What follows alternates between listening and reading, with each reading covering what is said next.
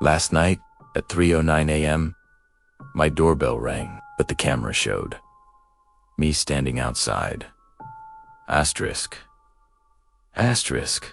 I froze.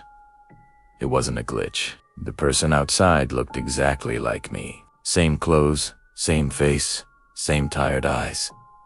But I was inside my room, wide awake. The copy of me slowly raised its hand and pointed directly at my bedroom window. My heart dropped. I slowly turned toward the window, and there it was, my own face pressed against the glass, crying silently. A weak whisper came from the window. "Let me in. I'm the real you. The one you left behind." Before I could move, the doorbell version of me started banging violently, screaming, "He is not you.